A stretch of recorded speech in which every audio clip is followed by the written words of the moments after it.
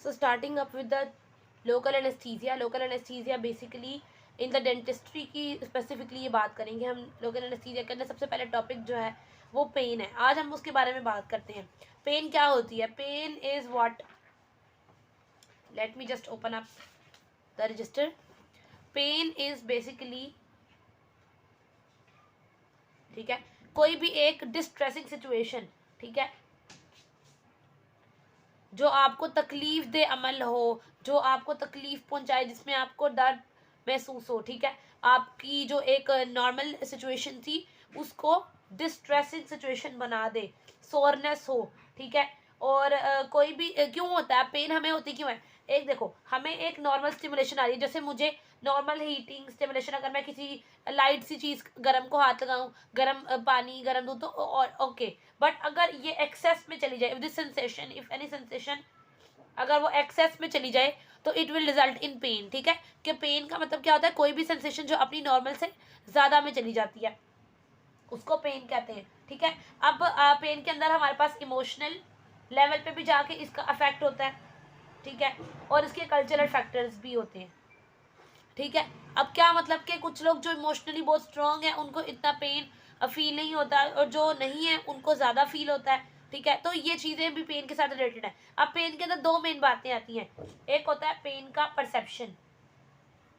So we have two categories about the pain. We have pain perception और दूसरा pen reaction, ठीक है. एक होता है पेन का परसेप्शन और एक होता है पेन का रिएक्शन. पेन परसेप्शन का मतलब है कि हमारी बॉडी डिफरेंट तरह के स्टिमुलस को रिसीव करती है, इधर it is chemical, electrical, thermal, any kind of stimulus which is coming up, वो हमारी बॉडी रिसीव करती है डिफरेंट तरह की नर्व्स के थ्रू, नर्व एंडिंग्स के थ्रू, और फिर वो ट्रांसमिट होकर हमारे सेंट्रल नर्वस सिस्टम तक पहुंचते हैं और वहाँ पेन परसीव होती है, पता लगता है कि किस टाइप ऑफ द पेन है. और जो हमारे न्यूरॉन्स, जो हमारे नर्व सेल्स हैं, ठीक है, वो ऑल एंड नन प्रिंसिपल पे काम करते हैं. ऑल एंड नन प्रिंसिपल का क्या मतलब है? कि या तो सारे ही न्यूरॉन्स एक्टिव होंगे, नर्व फाइबर्स एक्टिव होंगे और एक रिएक्शन आएगा, और या फिर कोई भी एक्टिवेट नहीं होगा. तो ये ऑल एंड नन प्रिंसिपल के थ्रू हमारी बॉडी में पेन को परसीव किया जाता है, जो कि इसका मतलब है कि डिफरेंट तरह की सेंसेशन आती हैं और फिर हमारी बॉडी उनको बताती है कि ये कौन सी वाली सेंसेशन है. अब पेन का रिएक्शन, हमारी बॉडी में पेन की इंटीग्रेशन एंड पेन की एप्रिसिएशन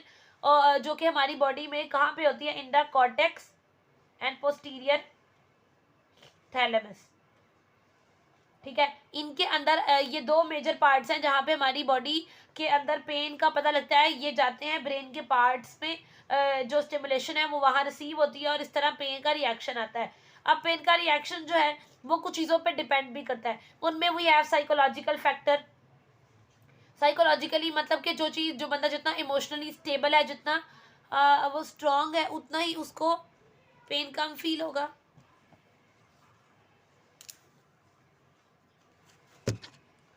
और जो जितना ही इमोशनली अनस्टेबल है उसको उतना ही पेन ज़्यादा फील होगी. सेकेंड थिंग इज के फियर. जिन लोग जो डर की बेस पे, कि जो लोग ज़्यादा डर रहे होते हैं इंजेक्शन वगैरह से या लोकल एनेस्थीसिया से, वो उतना ही ज़्यादा पैनिक करते हैं और उतना ही उनको फियर की जैसे पेन ज़्यादा होती है, ठीक है. फिर एक हमारे पास जो है वो एज भी होती है. जैसे बच्चों में यानी कि उनके अंदर टॉलरेंस लेवल कम होता है तो वो पेन को इतना बियर अप नहीं कर सकते, और as compare to old patient वो उनके अंदर टॉलरेंस है तो इसलिए वो पेन को बियर अप करते हैं. एंड द लास्ट वन जो फैक्टर है पेन के अंदर आता है, दैट इज थ्रेशोल्ड. थ्रेशोल्ड का मतलब है पेन का जो थ्रेशोल्ड है, ठीक है, वो इन्वर्सली प्रोपोर्शन होता है पेन के रिएक्शन के. यानी जितना ज़्यादा थ्रेशोल्ड होगा उतना पेन रिएक्शन कम होगा, और जितना पेन का थ्रेशोल्ड ज़्यादा होगा उतना ही हमारे पास मतलब जितना थ्रेशोल्ड कम होगा उतना रिएक्शन ज़्यादा होगा. So the threshold is inversely proportional to the reaction, ठीक है. अब आप आती है कि पेन में किस तरह से पेन के सिग्नल्स हमारी बॉडी कैसे ट्रैवल करके जाते हैं हमारी ब्रेन के अंदर, सेंट्रल नर्वस सिस्टम के अंदर. So I am showing you a picture here जो आपको ये शो करेगी कि किस तरह से हमारी बॉडी में पेन के सिग्नल्स ट्रैवल करते हैं. होता क्या कि हमारी बॉडी में गैंग्लियन जो क्लस्टर ऑफ सेल बॉडीज हैं, वहाँ जब ये रिसीव होता है हमारी नर्व के थ्रू, हमारी जो ये सेंट्रल नर्वस सिस्टम के अंदर मैक्सिलरी और मैंडिबुलर जो डिविजन्स हैं ट्राइजेमिनल नर्व की, वहाँ से जब सेंसेशंस आके कैरी आउट होके इनटू द गैजेडियन गैंग्लियन पहुँचती हैं तो वो सारी सेंसेशन आगे हमारा जो सेंसरी न्यूक्लियस है, वो न्यूक्लियस हमारा मेड्यूला ऑब्लोंगेटा के अंदर लोकेटेड है, वहां पे जाती हैं, वहां से स्पाइनल कॉर्ड के अंदर जाती हैं, और स्पाइनल कॉर्ड से ट्राइजेमिनल लेमिनिस्कस के अंदर। ट्राइजेमिनल लेमिनिस्कस उसको दो पार्ट्स में डिवाइड कर देता है, यानी एक उसको वो थैलेमस वाले एरिया में भेजता है और एक उसको कॉर्टेक्स वाले एरिया में भेजता है। Now this is the diagram which is showing you. ये देखें, ये जो है टीथ है, जरा बात है लोकल एनेस्थीसिया यहाँ ही कहीं पे इनकी रूट्स और इनके सराउंडिंग एरियाज में कहीं पे लगेगा। यहाँ पे हमारी डिविजन्स मौजूद है नर्व्स की, मैक्सिलरी जो मैक्सिला के अंदर, और मैंडिबुलर जो मैंडिबुलर एरिया के अंदर होगी। पीछे जाके ये मिलती है, यूनाइट इनटू द गैजेरियन गैंग्लिया जो क्लस्टर सेल बनी है, और यहाँ से इनकी मेन ब्रांच आ रही होती है ट्राइजेमिनल नर्व की। नाउ व्हाट हैपन, जब हम क्या करते हैं, हमारी सेंसेशन आती है, तो ये स्पाइनल कॉर्ड के थ्रू यहाँ ट्राइजेमिनल लेमिनिस्कस का सेंसरी न्यूक्लियस है, उससे जाती है यहाँ पे ये मेड्यूला ऑब्लोंगेटा के अंदर, और वहां से वो ट्राइजेमिनल लेमिनिस्कस इनको कैरी आउट करता है इनटू द थैलेमस पार्ट, ये वाला, और सेंसरी कॉर्टेक्स जो पोस्टीरियर कॉर्टेक्स वाला एरिया। इस तरह से ये एक पाथवे बन जाता है, ये एक डायरेक्शन बन जाती है इम्पल्स की, ठीक है। ये हमारी जिस तरह से पेन की इम्पल्सेस ब्रेन में जाके रिसीव होती हैं। And the last the theory about the pain which is the gate control theory.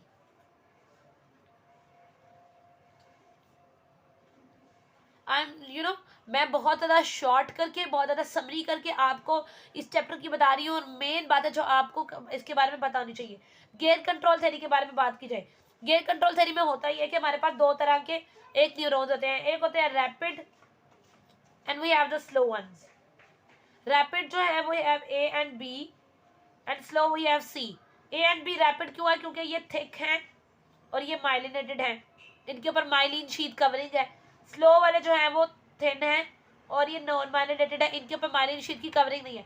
जब माइलिन शीट होती है तो impulse will jump out here, in myelin sheath के ऊपर जंप करती हुई इम्पल्स आगे जाती है, दैट्स व्हाई उसकी ए एंड बी में रैपिड स्पीड है, और सी वाले में उसकी स्पीड जो है वो कम है।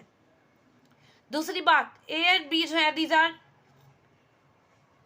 डिफरेंट तरह की स्टिमुलस को कैरी करते हैं except the pain, like mechanical, thermal, electrical, इन सेंसेशंस को कैरी करें कि ये नॉन पेन इन यानी कि कैरिंग सिग्नल्स हैं, और ये पेन कैरिंग सिग्नल है सी वाले, ठीक है। तो अब होता क्या, हमारी बॉडी में जब भी पेन के सिग्नल्स ने आगे जाके कैरी आउट होना होता है, तो वो उनको कैरी करने के लिए वो हैव सी फाइबर्स, और जब डिफरेंट तरह की सेंसेशंस ने कैरी आउट होना होता है, ब्रेन तक पहुंचना है, तो उनको ए और बी फाइबर्स लेकर जाते हैं। हमारी बॉडी में first order, second order, third order neurons होते हैं। First order, second and third. What happens कि फर्स्ट ऑर्डर न्यूरॉन्स हमारी जो जनरल बॉडी से जब सेंसेशन आई उसको लेकर जाने टू द स्पाइनल कॉर्ड, और इनके दरमियान में एक गेट मौजूद है। इस तरह सेकेंड वाले स्पाइनल कॉर्ड से टू द ब्रेन, और इस तरह यहाँ इनके दरमियान में भी गेट्स है। तो ये गेट्स जो है मतलब ऐसे जब टाइम ओपन और क्लोज होते हैं, ये गेट कंट्रोल थ्योरी हमें यही बताती है कि जब एक इम्पल्स आती है, तो अगर उसने आगे कैरी आउट होना है, अगर उसने ब्रेन तक जाना है, तो ये गेट ओपन होगा, अदरवाइज ये गेट क्लोज रहेगा, ठीक है। जब क्या होगा, पेन के सिग्नल्स आएंगे तो ये बाकी सेंसेशंस के सिग्नल्स नहीं जा रहे होंगे, तो उनका गेट क्लोज रहेगा। इस तरह से जब दूसरी सेंसेशंस ने आना है, तो पेन वाले सिग्नल्स की वजह के लिए गेट क्लोज रहेगा। You can see here the diagram here कि एक पेरिफेरी से रिसीव हुए सिग्नल्स और प्राइमरी न्यूरॉन के थ्रू वो गए इंटरमीडिएरी सेल पे, जो कि एज अ गेट भी काम कर रहा होता है। ये इंटरमीडिएरी सेल खुलता है तो सिग्नल आगे जाते हैं ट्रांसमिटिंग सेल की तरफ, और ट्रांसमिटिंग सेल से वो ट्रैक्स के थ्रू जो डिफरेंट हमारे थैलेमस के अंदर स्पाइरल थैलेमिक ट्रैक्स वगैरह, उनके थ्रू वो चले जाते हैं इनटू द थैलेमस, ठीक है। तो यहाँ पे उनके लिए एक ए एंड बी फाइबर्स हैं और एक सी फाइबर्स हैं। स्लो जो है वो सी है और रैपिड जो है वो ए एंड बी फाइबर्स है, ठीक है। तो इस तरह से होता क्या है कि हमारे सिग्नल्स जो है वो ब्रेन तक पहुंचते हैं। अब एक और भी चीज़ होती है, एक और भी चीज़ का नाम बताऊं मैं आपको, तो बड़ी इंपॉर्टेंट चीज़ है एंडोर्फिन्स। मैंने आपको बहुत शॉर्ट करके गेट कंट्रोल थ्योरी समझाने की कोशिश की है कि किस तरह से एक सिग्नल जो है वो एक इम्पल्स आती है न्यूरॉन्स के अंदर, और किस तरह से वो आगे जा रही होती है, ठीक है। जब ए और बी फाइबर्स काम करेंगे तो वो कॉमन सेंसेशंस को लेकर जाएंगे और पेन को इनहिबिट कर देंगे, जब सी लेकर जाएंगे तो वो पेन के साथ कंसर्न होकर बाकी सेल्स को वो जो होंगे इनहिबिट कर देंगे बाकी सेंसेशंस को। इस तरह से ये जो बीच में गेट का रोल है, ये सॉरी, ये gate with the passage of time open और क्लोज होता है। अच्छा, एंडोर्फिन्स के बारे में बात करने लगी थी। Endorphins are basically pain inhibiting, ये पेन को रोकते हैं। पेन को रोकने का एक तरीका है, हमने अपनी बायोलॉजी के अंदर अपनी 9 और 10 में अपनी प्रीवियस क्लासेस में पढ़ा कि एक हमारे पास प्री साइनेप्टिक और पोस्ट साइनेप्टिक सिस्टम होता है। प्री साइनेप्टिक में क्या होता है, अगर एक हमारा जो न्यूरो ट्रांसमीटर्स हैं लाइक एसिटाइल कोलिन वगैरह, ये जो न्यूरो ट्रांसमीटर जब ये रिलीज ही नहीं होंगे तो ये आगे अपना फंक्शन कैरी आउट हो ही नहीं सकता। तो एंडोर्फिन्स क्या करते हैं, उन न्यूरो ट्रांसमीटर्स की पैसेज को रोक देते हैं। दूसरा क्या होता है, दूसरा होता है post synaptic fibres. Post synaptic fibres क्या करते हैं, ये एक्शन पोटेंशियल को रोक देते हैं।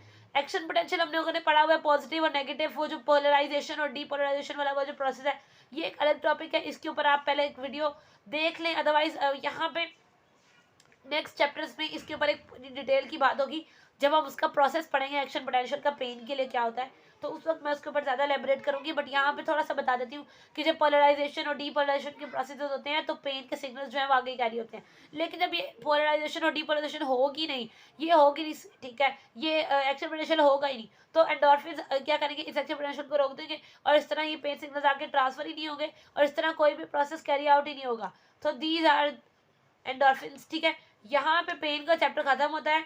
तो फर्स्ट चैप्टर हम लोगों ने पेन का देख लिया लोकल एनेस्थीसिया में। So see you in the next, ये सीरीज हम चला रहे हैं लोकल एनेस्थीसिया की। So I will see you in the chapter number 2 which is about the control of pain. क्या पेन हो तो रही है लेकिन how we are controlling the pain, और वो क्या तरीके हैं, वो क्या मेथड्स हैं, वो क्या टेक्निक्स हैं, we will see in the second chapter. So see you for in the next video. Bye bye, take care, and if you have any query about this you can also ask me in the comment section. Take care.